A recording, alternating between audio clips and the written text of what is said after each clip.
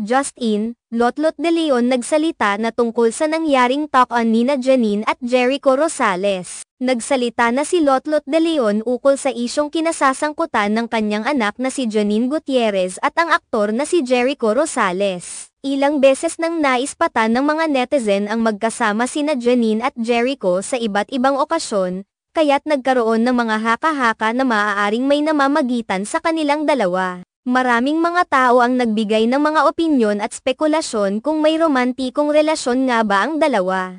Dahil dito, tinanong ang aktres na si Lotlot de Leon tungkol sa kanyang magiging reaksyon kung sakaling si Jericho Rosales ay magpapakilala at hihingi ng permiso na ligawan ang kanyang anak na si Janine. Ayon kay Lotlot, kahit na siya ay hindi nakikialam sa usaping panliligaw ng kanyang anak, malugod niyang tatanggapin at magpapasalamat siya kay Jericho kung ito ay magsasagawa ng pagpapakumbaba at humingi ng kanyang pahintulot.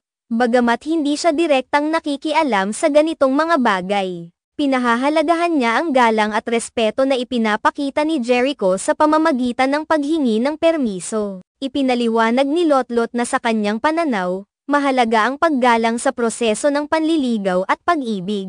Ang mga magulang, ayon sa kanya, ay may mahalagang papel sa buhay ng kanilang mga anak, at ang pagkakaroon ng bukas na komunikasyon sa pagitan ng mga magulang at mga potensyal na manliligaw ay isang magandang tanda ng respeto. Nais ding iparating ni Lotlot na siya ay suportado ang anak niya sa kanyang mga desisyon sa buhay, ngunit iniisip pa rin ang pinakamahusay na interes ng kanyang anak. Sa huli, para sa kanya, ang mahalaga ay ang kaligayahan at kapakanan ng kanyang anak, at umaasa siyang magkakaroon ng maayos na pag-uusap sa pagitan nila kung sakaling dumating ang pagkakataon na ito. Ang pahayag ni Lotlot de Leon ay nagbigay linaw sa mga usaping bumabalot sa posibleng relasyon nina Janine Gutierrez at Jericho Rosales, at ipinakita ang kanyang paggalang sa proseso ng panliligaw at ang pagpapahalaga sa opinyon ng kanyang anak sa kanyang personal na buhay.